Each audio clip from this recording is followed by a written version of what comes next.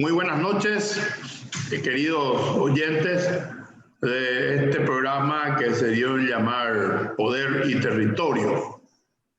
Es un placer estar compartiendo con ustedes este viernes para recorrer un poco algunas experiencias que se han tenido en estas últimas semanas con ciertos fenómenos que llaman la atención por el desenlace que generalmente tienen y por a ver si continúa siendo ese fenómeno que empezó en el marzo paraguayo y que se está repitiendo cada año de manera absolutamente puntual. Ahora cambió su mes, me estoy refiriendo a las movilizaciones campesinas que convergen sobre la capital para mostrar un poco su capacidad de organización, de movilización,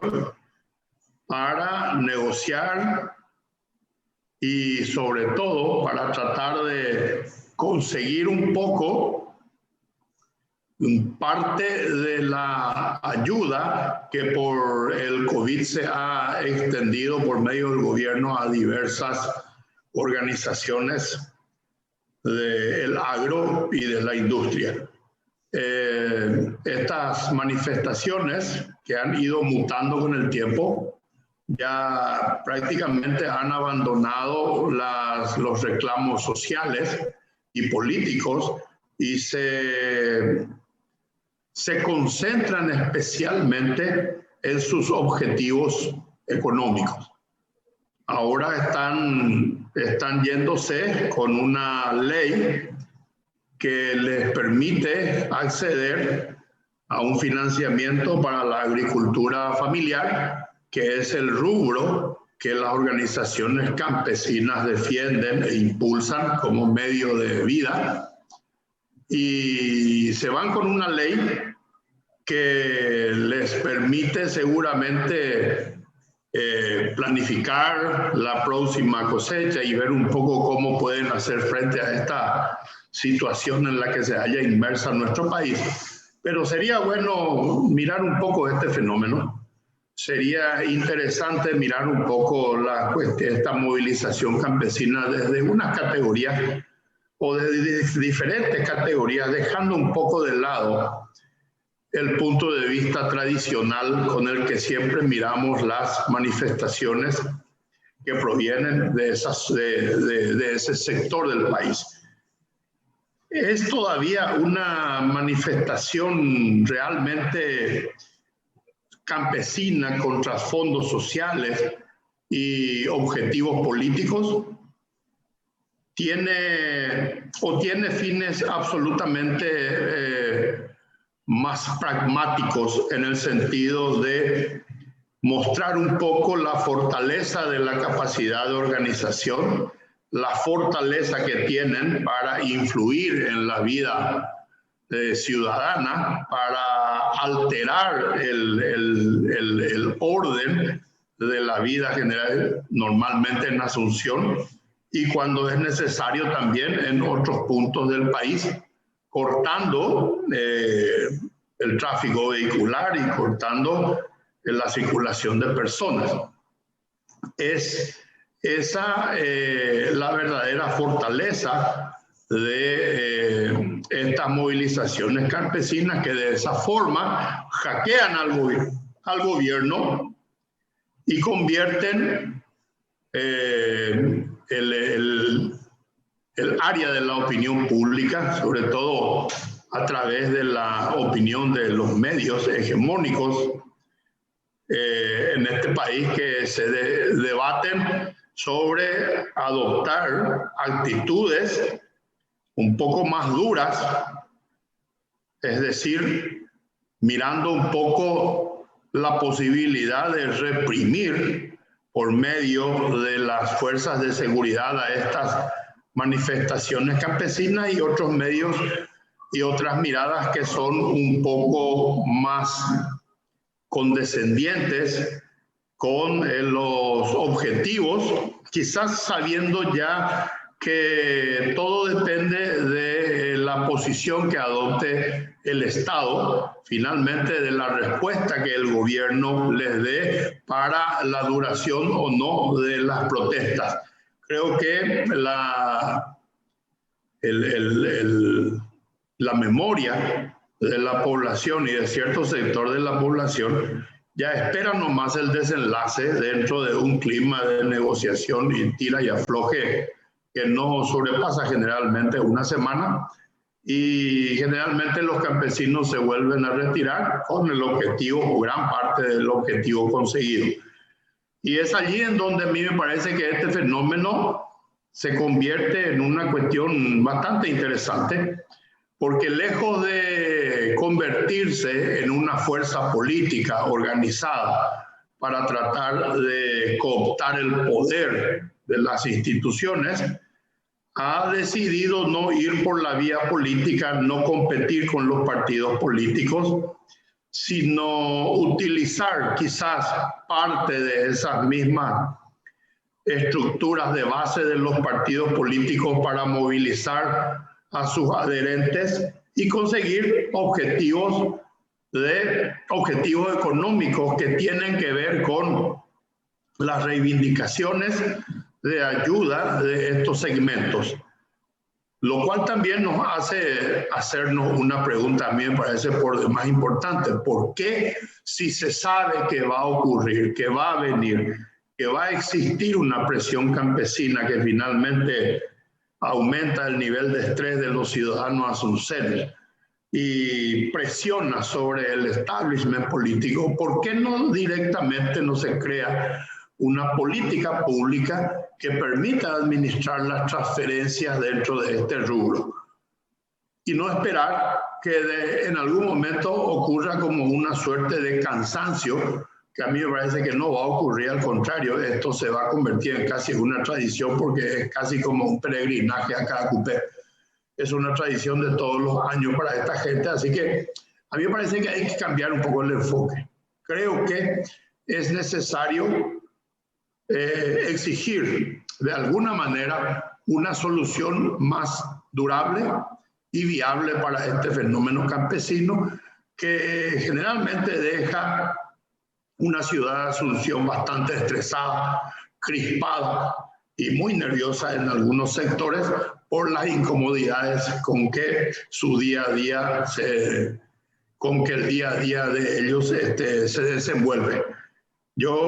Ese es el pensamiento que quería dejarles como una reflexión antes de iniciar este programa, y aprovechar la oportunidad. Mi compañero de ruta, mi amigo Víctor Raúl Benítez, está viniendo en este momento, tiene una demora, pero en cualquier momento va a estar con nosotros para aportar también su visión y su comprensión bastante profunda sobre este fenómeno.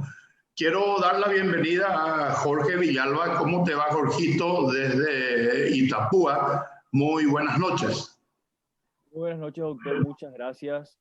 Escuchando atentamente sus palabras acerca de este tema que, como todos los años, toca el debate público y genera divisiones, por supuesto, posiciones diversas en cuanto al reclamo histórico, yo diría, del campesinado, porque es un tema que atraviesa nuestra sociedad, pero sobre todo que atraviesa la historia. El problema de tierras y de la productividad de ellas es un tema histórico. Podemos hablar desde el gobierno de Bernardino Caballero y Carlos Casado en adelante hasta el día de hoy, como ha generado controversia, y sobre todo ningún gobierno en estos más de 100 años de esa etapa de gobierno de Bernardino Caballero hasta hoy ha podido dar solución a ese tema. Así que es un tema realmente no solamente para discutirlo en un foro como este, sino también para discutirlo como sociedad. ¿Qué vamos a hacer con las tierras? ¿Verdad? Es un problema. El Banco Mundial ha sacado un informe que somos el país más desigual del mundo en tenencia de tierra, en un informe que sacó en el 2018. Y realmente no lo podemos abordar a la ligera con estigmatizaciones ni con etiquetas de que un sector son todos raganes y quieren trabajar y el otro son todos oligarcas nomás, productores o productores. Se necesita una reflexión profunda. Yo creo que eso no hay hoy, creo que por lo menos en los espacios políticos no se ve. Hay estudios interesantes dentro de la academia, dentro de ONGs que han hecho investigaciones como base, pero eso no ha podido plasmarse en espacios políticos o instituciones como los partidos políticos para que eso pueda discutirse seriamente en el Senado y hablar de una reforma seria, una reforma agraria que pueda abarcar tanto al más pequeño productor que se ve afectado al más grande, porque necesitamos en este país realmente solucionar ese tema. Bueno, interesante el tema porque presenta nuevas aristas para poder comprender un poco la naturaleza de este fenómeno. Jorgito, a lo mejor me parece que o yo nomás estoy escuchando, creo que tenés algún pequeño problema para aumentar el volumen de tu micrófono, si es posible, o acercar un poco más de alguna forma. Perfecto. Bueno, ¿Alguien me escucha? Sí. Ahí te escuchamos bien. Jorge, decime una cosa. ¿Cuál es la visión que se tuvo o cuál es la cobertura que le dieron los medios a este fenómeno que estuvo una semana instalado en Asunción, que aguantó tormentas bastante severas inclusive, y que literalmente ocupó gran parte impidiendo el desarrollo normal de las actividades de los asuncenos? ¿Cuál es el impacto o la cobertura que tuvo, aparte de los medios asuncenos que pueden verse ahí en la zona? La visión del periodismo y de la sociedad encarnacena sobre esto, ¿tuvo cobertura o fue un tema que pasó como cualquier otro más? Yo personalmente no he visto ninguna cobertura fuerte acerca del tema, más que reiterar las tapas o las noticias ya claves o puntuales que venían desde la capital. Desde el interior, bueno, Encarnación al menos es una ciudad donde residen tanto productores que producen en Encarnación, en las afueras, en las zonas más rurales, suburbanas, y también que producen en el departamento de Itapúa en otros lugares, ¿verdad? Una producción que no es tanta campesina de pequeñas fincas y que se dedica a la horticultura, sino más bien se dedica al agrobusiness, sea soja, trigo, chía o girasol. Y por supuesto que entonces hay una mirada un poco más elitista, si se quiere, acerca del problema del campesinado. No obstante, hay muchas organizaciones y que van generando mucha conciencia acerca del tema. Como decía hoy, que no puede abordarse con simpleza, no puede abordarse con etiquetaciones fáciles, que necesita un estudio realmente profundo, un análisis serio. Es un problema que atraviesa toda la sociedad paraguaya y que lo seguirá haciendo. Por tanto, yo creo que la visión de la sociedad encarnacena es dispersa, pero tiene una tendencia de inclinarse más hacia el agrobusiness, ¿verdad? Que específicamente no es el mismo que el que están reclamando allí en Asunción, ¿verdad? Son digamos que, productores todos, pero de distintos bandos o de distintas conformaciones gremiales. Perfecto. Decime, Jorge, ¿hace cuánto que no hay manifestaciones, digamos, sociales o manifestaciones de reivindicaciones de este segmento, en especial campesinos? Porque Itapúa es una zona, sobre todo el noreste de Itapúa es una zona esencialmente de agricultura familiar, de agricultores paraguayos fundamentalmente, a diferencia de los otros sectores que tienen una mayor una mayor extensión de los territorios agrícolas, ¿verdad? De agricultura intensiva. ¿Hace cuánto recordás o no recordás y cuál era el tema? ¿Se solucionó el tema o cómo se administró en aquel momento alguna manifestación campesina en la zona? Recuerdo, si no me falla la memoria, fue en 2018, 2017. Creo que habrá sido 2017 porque todavía era gobernador el señor Naitin. Y recuerdo que habían venido en masa los productores a instalarse alrededor de la gobernación de Itapúa, y la mayoría era de esa zona que mencionaste, de Lira, Yatitaú, Mauricio Auxiliadora, Carlos Antonio López, y productores campesinos que venían a hacer sus reclamos aquí. No recuerdo puntualmente el tema o cuáles eran los reclamos, pero sí era esa organización campesina familiar que mencionás bien. Han habido otros tipos de manifestaciones aquí en Encarnación, puntualmente también porque somos capital departamental, pero por otros temas. Pero del sector campesino habrán sido 2 o 3 años como mucho. Correcto. Sí, porque es importante para hacer un poco un foco de análisis en el sentido de que básicamente en los últimos años, creo que hace tres años más o menos fue la última vez que hubo una movilización campesina que tuvo la posibilidad de convertirse en una movilización nacional, en el sentido de que habían inclusive parado el tráfico en algunas zonas bastante importantes en el nudo del sistema vial paraguayo.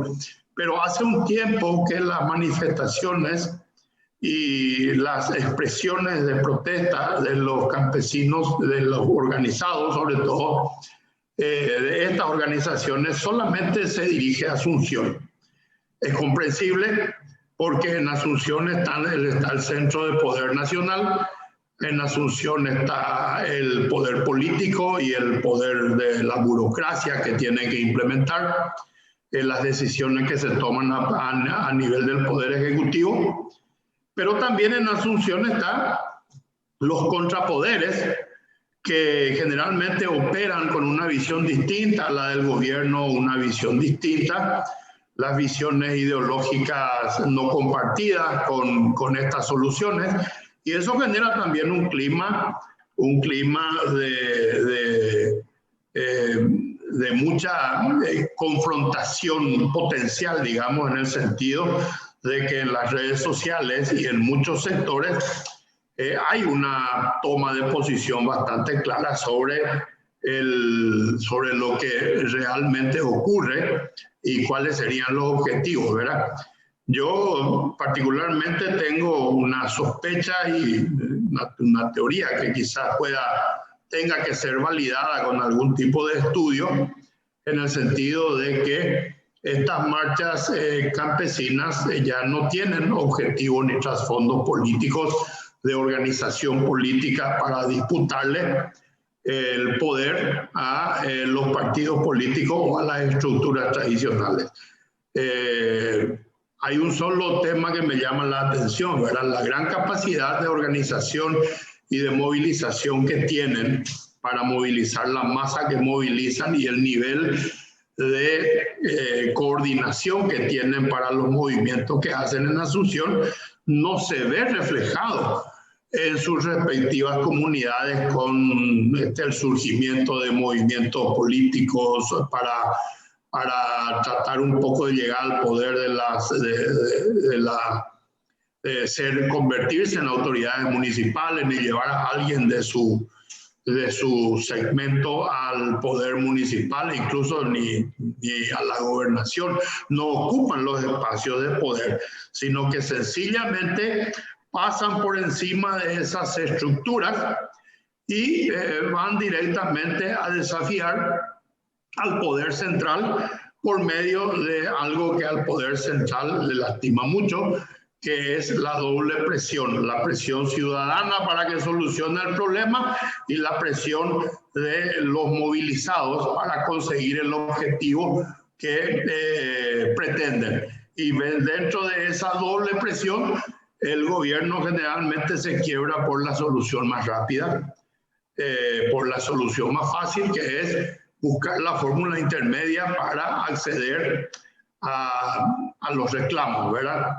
Ahora yo, entendiendo también el nivel de desarrollo que tiene ahora Encarnación y otras ciudades vecinas, hoy en día Encarnación tiene mucho más desarrollo urbano antes que rural, me parece a mí, y los problemas se concentran en las áreas urbanas. ¿Te parece a vos que las movilizaciones van a dejar de provenir de los sectores o de los segmentos de los segmentos campesinos y pueden llegar a concentrarse en reclamos en el sector urbano para el mejoramiento de políticas públicas? ¿Hay una posibilidad de que eso pueda ocurrir en el futuro? Sí, antes de contestar, agrego a un dato que me parece que lo plasmaste demasiado bien. En Encarnación hay un 80% de territorio rural y la propaganda que hay acerca de una Encarnación turística, moderna, cosmopolita, quizá tapa un poco esa realidad. Pero mencionaste que hay un mayor desarrollo urbano y es cierto, la zona urbana, siendo una minoría territorial, está mejor desarrollada que la zona rural. Ahora, creo que el sector campesino, como bien mencionaste, tiene una organización bastante buena a nivel gremial, pero a nivel político como que se dividen, digamos, conozco liderazgos que están en diferentes fuerzas políticas, desde el PRF, el Frente Guazú, el Partido Liberal, con liderazgos fuertes provenientes del mismo sector campesino, como lo es el del líder Paco Valesma en el PLRA, Sixto Pereira en el Frente Guazú, Jorge Galeano en el PRF. Por tanto, creo que su representación, digamos, Víctor Ríos en el PLRA, su representación popular está como dispersa, ¿verdad? No hay una bancada campesina, por ejemplo. Si bien el Frente Guazú siempre demuestra una inclinación, o es la bancada que más demuestra inclinación hacia el campesinado, no es una bancada conformada por campesinos, ¿verdad? Hay más profesionales de la zona urbana, salvo Sixto Pereira, a quien mencioné. En cuanto a tu pregunta, aquí en Encarnación, yo creo que hay una tendencia nuevamente de organización en la zona urbana. Había como una tranquilidad de las organizaciones civiles entre un lapso de 20 a 30 años de no ver ningún tipo de organización y presión fuerte, pero hay muchas demandas urbanas que tienen que ver con el urbanismo, que tienen que ver cómo organizamos la ciudad, cómo va a fluir el transporte público, cómo vamos a solucionar la emisión de gases, cómo vamos a solucionar el tráfico entre tantos autos que hay y gente que decide todos los días utilizar más autos y más motos, cuando la tendencia mundial es reducir y aumentar, reducir motos y autos y aumentar el uso del transporte público. Cómo vamos a usufructuar los espacios públicos, vamos a disputar los espacios públicos. Bueno, todas esas cosas yo creo que las zonas urbanas las están discutiendo. Veo constante organización, por ejemplo, en Asunción, acerca de cómo recuperar el centro, qué hacer con la costanera. Veo que hay iniciativas, proyectos acerca. Aquí en Encarnación tenemos un plan que, si no me equivoco, somos el único municipio del país que tiene un plan de desarrollo sustentable y ordenamiento territorial que se llama Plan Encarnación Más. Son dos documentos que conforman el Plan Encarnación Más, que fue elaborado entre el periodo 2014 al 2016 por un grupo de profesionales españoles y también locales. Y eso acarreó una cantidad de personas vinculadas a la academia, vinculadas a los gremios, vinculadas a varios sectores de la sociedad civil, comerciantes, empresarios y también partidos políticos, a hacer presión para la aprobación de ese documento. Entonces, hay una tendencia de organización popular campesina que está con los mismos reclamos de siempre, como mencionábamos al principio, pero también hay una tendencia de organización en las zonas urbanas acerca de sus propios intereses, de sus propias demandas, con su propia agenda, con sus propios actores, y sin dejarse manosear o sin dejarse guiar por líderes políticos. Están saliendo líderes de la academia, están saliendo líderes de las ONGs, están saliendo líderes de un montón de espacios, de la juventud incluso, que cada vez por suerte se va metiendo en la política, y eso agiliza la polis, como dice el doctor Víctor Raúl, le da vida y bueno, creo que la demanda en general de todos es llevar a ordenamiento y llevar hacia adelante a una gestión mejor tanto de del sector agrario campesino como de la zona urbana. Es un fenómeno bastante importante lo que está describiendo, porque es la urbanización, es el proceso de urbanización es fuerte en el Paraguay. Cuando se inició el proceso de la era democrática, en el año 1989, el 70% de la población era considerada que vivía en el área rural. Por lo tanto, la economía, el discurso político, la preocupación de la polis y la batalla por la representación política y por la captura de votos se hacía más bien mirando esa realidad desde de ese segmento, ¿verdad? Hoy en día, apenas el 30%, y algunos dicen inclusive que menos, ya vive en esos sectores geográficos que es el área rural específica, y el resto vive en área urbana, ya sea de acá del Gran Asunción o de las principales ciudades cabecera de los departamentos más importantes del Paraguay. Entonces tenemos esta realidad que también está condicionando de a poco la agenda política, cambiando un poco el enfoque hacia las políticas públicas y sobre todo lo más importante, la asignación de recursos. La asignación de recursos desde el Estado es un tema bastante clave para el desarrollo aún de ciertos y determinados sectores que necesitan de esa mano del Estado para consolidar su nivel de desarrollo y para consolidar un poco, consolidarles un poco como actividad que sea rentable y productiva. La realidad es que ese cambio va a traer, como vos decís, como vos acabas de describir, también va a traer probablemente un cambio en la estructura de las dirigencias políticas, pero también puede traer una visión más urbanizada de la política, más enfocada en los problemas sociales urbanos, y en donde el problema campesino, que no fue resuelto en este país, que no fue resuelto todavía, que está todavía ahí latente como un tema de reclamos y como un tema que la gente generalmente recupera en ciertos y determinados momentos recupera para su discurso movilizador. Ese es un problema que está todavía allí, pero que con el tiempo seguramente va a terminar. Una de las zonas más conflictivas al inicio del periodo democrático fue la zona del Alto Paraná. Recuerdo yo las cuestiones campesinas, las movilizaciones de Tabapú, los conflictos campesinos en el área de Tabapú y en otros lugares, de Itacurú, todas esas zonas del Alto Paraná. Finalmente ahora se están, parece que, apaciguando, y hay como una suerte digamos, camino de desarrollo que han encontrado para convivir con un sistema político viejo.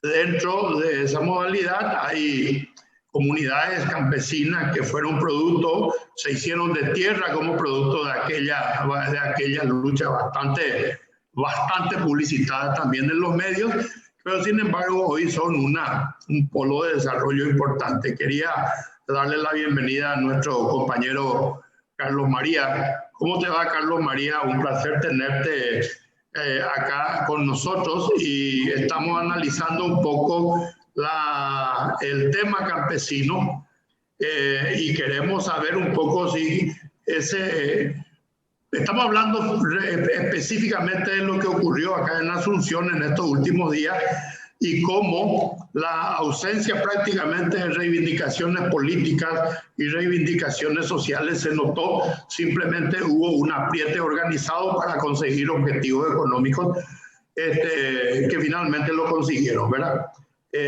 ¿Cómo se sintió? ¿Se le dio cobertura? ¿Cuál fue el nivel de cobertura fuera de los medios asuncenos que generalmente también se ven en esa zona? ¿Hubo algún espacio de análisis del periodismo local sobre este fenómeno? No. Muy buenas noches, Carlos. ¿Cómo te va? ¿Qué tal, doctor Hugo? Un gusto saludarte. Bueno, feliz por tu regreso, ¿verdad? Después de superar la enfermedad del COVID. También lo propio para el colega Jorge, a la teleaudiencia. Y realmente, en honor a la verdad, creo que también hubo una atención importante en esta semana que concluye a este fenómeno que están describiendo muy bien con el compañero. Acá en los medios locales se habló de esto, en el medio donde este servidor se desempeña también, y es una cuestión que estuvo latente durante toda esta semana en los informativos, en los análisis periodísticos, tal vez no en la misma dimensión en que se produce, ¿verdad?, en medio capitalino, por razones obvias, porque ahí se estaba produciendo esta efervescencia social que en determinado momento realmente adquiría ribetes de conflictividad. Sí, es una cuestión que forma parte de la atención, de la prioridad de la gente en términos de seguimiento en cuanto a las informaciones. Y bueno, así como lo describiste muy bien en épocas pretéritas, ¿verdad?, en tiempos idos, también Alto Paraná y particularmente Ciudad del Este ha sido escenario de un conflicto social importante, ¿verdad? Pero felizmente aquello se fue aventando con el tiempo. Hoy día hay muy poco conflicto, poca conflictividad. Hay una comunidad, por ejemplo, que está situada en el kilómetro 34, que es una comunidad modelo en términos de desarrollo. Está catalogado como comunidad modelo en términos de desarrollo comunitario, en términos de desarrollo rural, que se denomina El Triunfo. Seguramente el doctor Hugo está al tanto de eso. Y allí, hace poquito, hubo un foro social, campesino, y se reunieron con la titular del INDER y hicieron un análisis global, ¿verdad?, de la realidad que le afecta, pero fue así en términos muy democráticos, ¿verdad?, sin ningún tipo de pasiones. Y en general acá en el Alto Paraná estamos muy bien en ese sentido, ¿verdad? Eso no significa que no haya problemas de tierra, porque creo que el departamento con más problemas en términos de tierra es el departamento del Alto Paraná. Acá hay un flagelo que en algún momento se tiene que resolver desde el gobierno, que es la superposición de títulos. Superposición de títulos. Hay brasileños que reivindican ser propietarios de determinado terreno que había sido de manera anterior, ya era propiedad del INDER. Fue una fuente de corrupción realmente por muchísimos años. Y esto no nos sorprende, ¿verdad?, porque en los últimos tiempos, los últimos titulares del INDER, invariablemente todos han terminado saliendo por la puerta trasera, ni siquiera por la ventana, ¿verdad?, arrinconados por hechos de corrupción. Y ese es un tema, creo que en la agenda de los campesinos es el principal tema en este momento en el Alto Paraná, ¿verdad? Hay que sanear, hay que regularizar las tierras públicas. Muchísimas de ellas lamentablemente están en poder de extranjeros, de estos brasiguayos, y no lo digo esto con un sesgo xenofóbico ni mucho menos. Esta es la realidad que pulsamos y que palpamos a diario en los medios periodísticos. Las veces que los campesinos se manifiestan, se movilizan, es en referencia a este tema que alguna vez, espero, ¿verdad?, sea objeto de atención de la política agraria y de la política pública desde el gobierno, doctor. Sí, en realidad que ese es un tema que es bastante recurrente y desde hace mucho tiempo está en la agenda. Y no tiene a veces el tratamiento que requiere una cuestión tan importante como esta, en el sentido de que hace a la tenencia de tierra que muchas veces, y sobre todo en el sistema económico actual, unas tierras que tengan una titularidad precaria, generalmente tienen vedado el acceso a los sistemas de financiamiento, ya sea del Estado o bancario, y entonces no son parte de las políticas y sobre todo el impacto que tuvo en la zona de Alto Paraná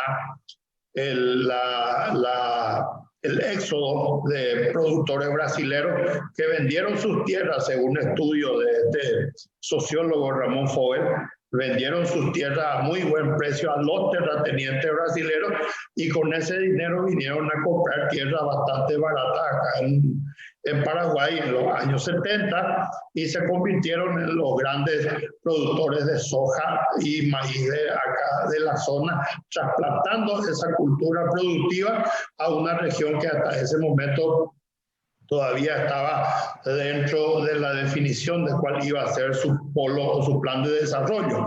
Eso condicionó al futuro, condicionó hacia adelante el futuro de la sociedad del este, pero también hay que mirar desde su lado positivo.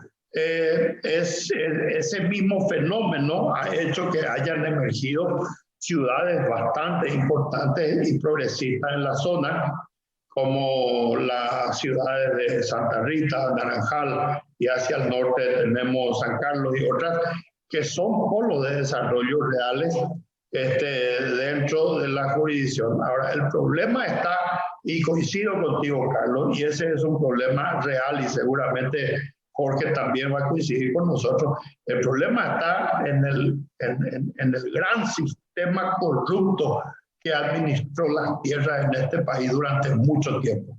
Ese es el nido de la serpiente que hay que ir a ver. Es allí donde está el grave problema de este país, en esos documentos que están escondidos, tapados, esos expedientes que han desaparecido y que hoy en día solamente hay sospechas de que hay corrupción, pero ya no hay pruebas materiales de que se haya. Yo conozco casos y le voy a contar a la audiencia de ustedes. El propio Crédito Agrícola de Habilitación tiene una propiedad de 750 hectáreas que no puede ni siquiera hipotecar por un crédito impago de una cooperativa fantasma de la zona de Catuete, porque la propiedad está enclavada dentro de otra propiedad mayor. Y si organizaciones del Estado de este tipo pueden caer víctimas de este engaño y de este engaño que tiene mucho tufillo a corrupción, imagínate vos en otros lugares o en agencias de Alto Paraná o de otros lugares que manejan la posibilidad de negociar tierra con los propios agricultores brasileños. Imagínate vos eso. Entonces, si estamos tan expuestos, el proceso administrativo, la burocracia paraguaya está tan expuesta a esta práctica corrupta que genera un problema serio para la administración del Estado, que es un dinero que no se puede más recuperar. Es una cooperativa que se creó de manera fantasma y hoy en día solamente existe en papeles y el dinero desapareció. Y ya no hay nadie a quien ir a reclamarle ese dinero. A veces así ocurren las cosas en nuestro país y son fenómenos que realmente dan lástima. Yo conozco casos en Brasil, el famoso Italiano Cue, no sé qué decir, en la zona de Alto Paraná, el famoso caso de Italiano Cue, no sé si te acordás que ahora se convirtió, creo que en una comunidad bastante floreciente, ilegal también, que cuando era presidente González Macchi se fue a inaugurar obras y aún era una comunidad que se había quedado porque había invadido esas tierras, todavía no tenía carácter formal. Entonces, ¿te acordás ese fenómeno? Esos problemas que había antes en la zona, Carlos, todavía subsisten algunas tierras que no han sido legalizadas o no han sido formalizadas para los habitantes de esa comunidad. Sí, sí, por supuesto que sí, doctor. Por supuesto que sí. Creo que el caso más paradigmático en ese sentido es el de Santa Lucía, que está situado en el distrito de Itacrí. También es una comunidad que pretende ser modelo en términos de bienestar rural, en términos de desarrollo rural, como reza líricamente, ¿verdad? La premisa de la reforma agraria. Pero hasta ahora, de tanto en tanto, también surgen denuncias, ¿verdad? Sobre supuestas concesiones irregulares de terrenos a brasileños, ¿verdad? Y se habla de, mira, de montos fabulosos, ¿verdad? De friolera como $200,000, por ejemplo, que es digamos, el valor habitual que, de acuerdo a las denuncias que siempre escuchamos, solicitan, ¿verdad?, los responsables de INDEP para tratar de ubicar a esta gente, para tratar de conflictuar desde el punto de vista judicial y tratar de mantenerse en ese lugar, ¿verdad? Santa Lucía, en la época de Lugo, recuerdo que hubo muchos niveles de conflictividad hacia la zona de Ñacundaí. ¿Se acordaba usted los famosos carperos? ¿Verdad? Los famosos carperos que durante el gobierno de Lugo realmente también fue objeto de mucha atención mediática de la opinión pública. Y ese mismo núcleo de conflictivo, ¿verdad?, que estaba en Ñacundaí, fueron trasladados a la zona conocida como Santa Lucía, en el distrito de Itacrí. Pero por de pronto como que reina una suerte de paz, una suerte de tregua, no hay mayormente denuncias en los medios, pero de tanto en tanto sí recibimos la llamada de la gente, las denuncias de la gente brasileños que se apoderan de terrenos, ¿verdad?, aprovechando algún contubernio que tiene con algún funcionario del INDER o incluso con gente del Poder Judicial, ¿verdad? Se habla de colusiones y, en fin, es un problema de nunca acabar. Alguna vez, repito, iba a ser una tarea ciclópea. Se tiene que sanear, se tiene que regularizar porque hay muchos terrenos que están en ese problema o con ese problema, doctor, ¿no? Sí, yo creo que, no sé, Jorge, si el departamento de Itapúa también tiene los mismos problemas o hay zonas, no sé si en Itapúa Potí en algún momento había escuchado yo también que había algún problema de ese tipo, puedo estar equivocado, pero yo no sé, quizás si vos tenés alguna memoria de que haya, tus micrófonos tenés que habilitar. Sí, sí, han habido casos y lo siguen habiendo. No sé si recordarán incluso el caso que envolvió al ex vicepresidente, hoy senador Juan Afara, de denuncia sobre una supuesta apropiación de tierras con títulos que se denunciaban como falsos de una parte, con el INDER de por medio categóricamente, con una superposición de tierras. Aquí hay varias historias. Tenemos el caso de Yanquicue, que es una comunidad en el distrito de San Rafael del Paraná, que tiene una historia muy interesante acerca de cómo la comunidad recuperó esa tierra. Y también tenemos, sí, muchas denuncias de gente que dice que, bueno, que fue una persona con la fiscalía, con la policía, los desalojó alguna vez violentamente, y dice que tiene el título, pero el dueño, el campesino que ya vivió ahí toda su vida y que el terreno ya era de su abuelo, de su abuela, de sus padres, que dice que no vendió, bueno, ahí se encuentran las posiciones confrontadas y empieza un litigio que no suele terminar bien, ¿verdad? Yo creo que no es ajeno ni a Alto Paraná, ni a Itapúa, ni a ninguna parte del país esta situación de superposición de tierras. Como decíamos hoy, es algo que inicia desde el gobierno de Bernardino Caballero con Carlos Casado, y fue en aumento y sobre todo se potenció durante el régimen de 35 años que hemos vivido. Correcto. Bueno, en realidad yo quería también analizar la cuestión histórica de la administración de las tierras públicas en Paraguay. Fue todo un problema siempre. Primero fue una salida económica para generar recursos para la reconstrucción del país. Después se convirtió eso en una gran fuente de corrupción que privilegió a ciertas y determinadas familias que se convirtieron casi en dueños de todo el territorio paraguayo. Y finalmente esas tierras van pasando de dueños. Hoy en día hay una gran cantidad de tierras productivas que están en manos de extranjeros. Esa es nuestra realidad. Lo que yo a veces me pregunto, no sé cuánto es el impuesto inmobiliario rural que hay ahí en esos lugares. A veces me pregunto, como que está muy en la agenda de ciertos y determinados medios abogar por el fin de la transferencia de los fondos del FONACIDE a los municipios afectados por Itaipú y Yacyretá.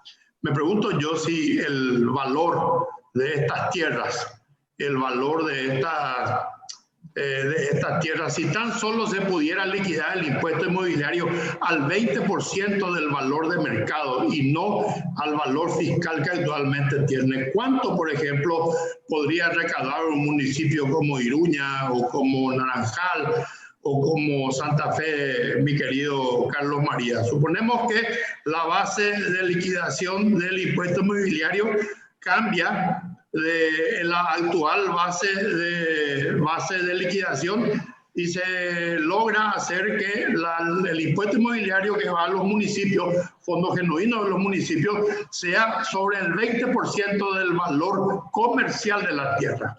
¿Cuánto significaría eso de recaudación? Y mira que no sabría cuantificarte, doctor, pero representaría realmente un monto mucho más considerable, ¿verdad? Mucho más importante. Esa es una eterna discusión también, ¿verdad? ¿Cuándo se va a cambiar, ¿verdad?, la legislación en ese sentido para que los valores que se pagan en términos de impuestos inmobiliarios realmente se compadezcan con el valor del mercado? Porque acá, si hacemos un comparativo entre el valor fiscal, como usted bien lo describió, y el valor del mercado propiamente, vamos a encontrar realmente una diferencia, pero dramática, ¿verdad? Dramática.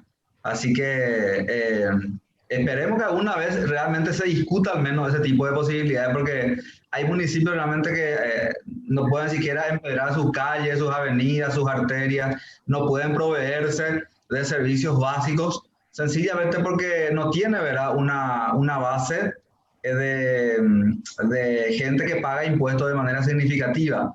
Entonces, apenas lo que recauda sirve para hacer frente a compromisos elementales, a obligaciones ineludibles, que en muchos casos también se relaciona grandemente con el tema del pago del salario, gasto corriente, gasto rígido y compañía. O sea que poco o nada de lo que se puede hacer en términos de inversiones que promuevan naturalmente el desarrollo de estos municipios, pero me parece muy prudente y razonable tu planteamiento. Repito, alguna vez me parece que son cuestiones que se tienen que discutir, porque en zonas descritas por usted como Santa Rita, Iruña, Santa Rosa del Mondaú, Ñacundaú, ¿verdad?, son zonas eminentemente productivas, ¿verdad?, donde reina el mar azul, como le dicen, ¿verdad?, a la soja, y realmente lo que hoy se paga es poquísimo, ¿verdad? Es una minucia lo que se paga, y sin embargo es una friolera, ¿verdad?, el valor de estos terrenos en esa zona del Alto Paraná.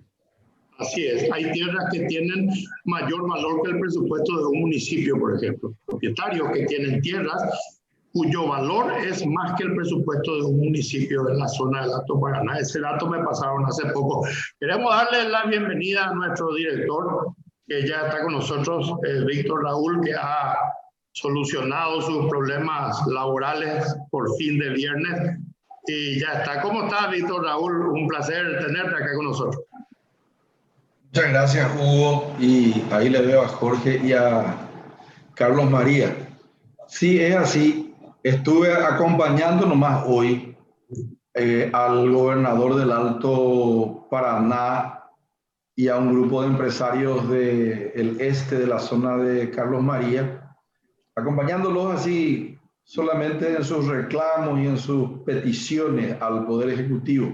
Visitaron ellos al señor ministro de la Industria, porque están con una ley de salvataje económico. Pero estaba escuchando atentamente vuestras exposiciones. Además de que Hugo, Jorge y Carlos María, no es que las tierras están subvaluadas, que es cierto, también están subregistradas. Hay varias patologías y muy interesantes. Las tierras están subregistradas, están subvaloradas y encima hay morosidad. No es todo sector público, también el sector privado paraguayo es tremendamente, vamos a decir, informal, si se puede decir así. No quieren pagar los impuestos.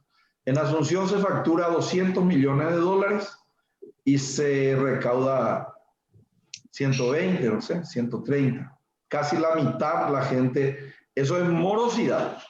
Después hay baldíos, figuran como baldíos y están construidos. Edificios hay, Hugo.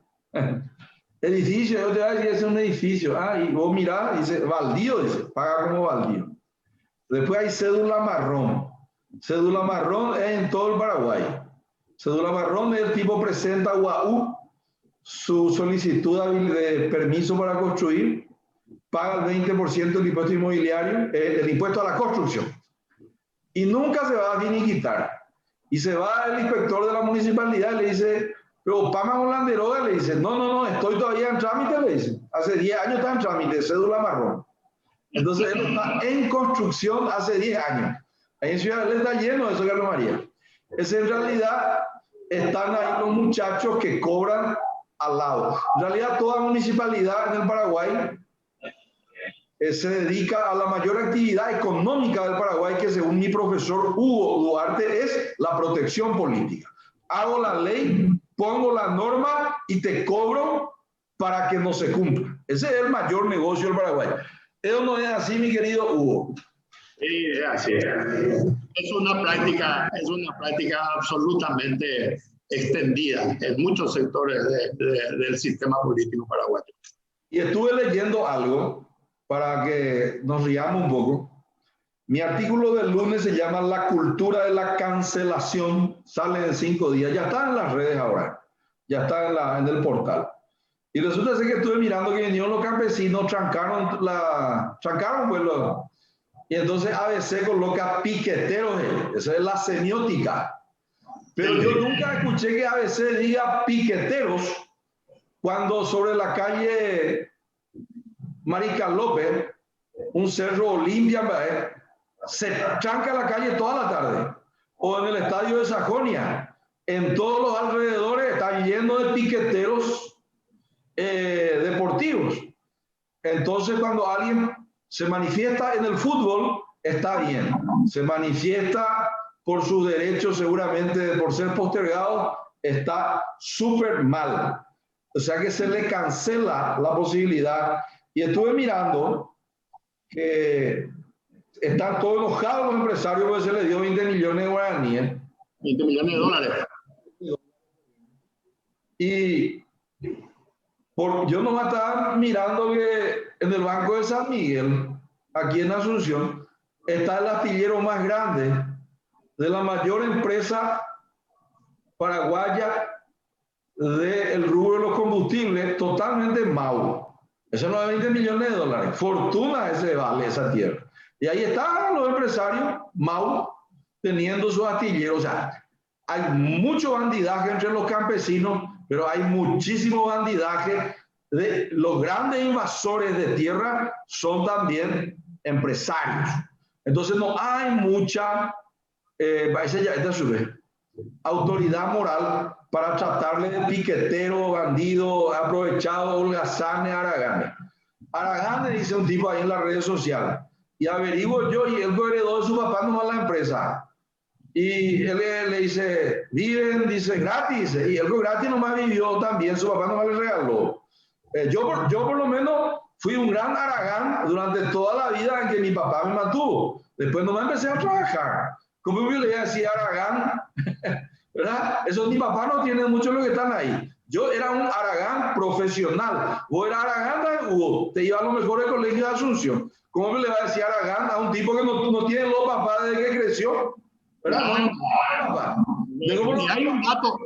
Hay un dato, Víctor, que quiero dar y compartir con los amigos. Pasó desapercibido, pero hay un tractorazo de los productores de la zona del sur que llegó hasta Asunción y en este momento están en la costanera. Ese seguramente la próxima semana, y lo que van a pedir no es poca cosa.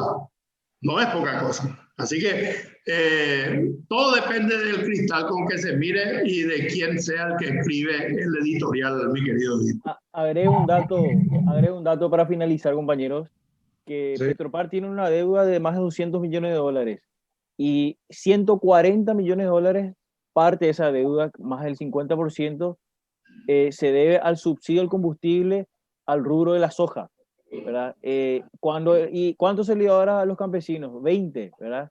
Y te dicen, no, pero viven de subsidios, viven del Estado, pero hay otro sector que recibe 140 millones de dólares, se le subsidia también la producción, pero no reciben el mismo trato ni los mismos términos peyorativos. ¿Cómo vos sabés eso, Jorge? Dame vos la fuente. Te digo, es un informe del economista Jorge Villalba, dígalo. Ah, es de el diésel tiene un subsidio. O los ojeros, ¿cómo es? Creo que la producción de la soja en sí. Perfecto. Tenemos que tenernos mucho cuidado. Yo sé que hay mucho aprovechado en el Tecoporá, pero también hay mucho aprovechado en el sector privado. Carlos María, allá hacia tu zona, en el este, así brevemente nomás, si nos sale esa ley que están peleando todos ahí los empresarios, y va a estar la situación, Ina. Ibai Maui, ¿qué tal, doctor? Un gusto saludarte. Ibai Maui, Gato, y hasta ahora esta gente está lidiando, ¿verdad? Con la burocracia también del proceso legislativo. Así que vamos a ver qué pasa, ¿verdad? Pero por de pronto no hay ninguna novedad en ese sentido, doctor. Están con el agua al cuello, como se suele decir figurativamente. Y bueno, vamos a ver cuándo reacciona el gobierno y realmente oxigena a este sector acá de Ciudad del Este que está lamentablemente muy abandonado a casi 10 meses de haberse desatado la pandemia.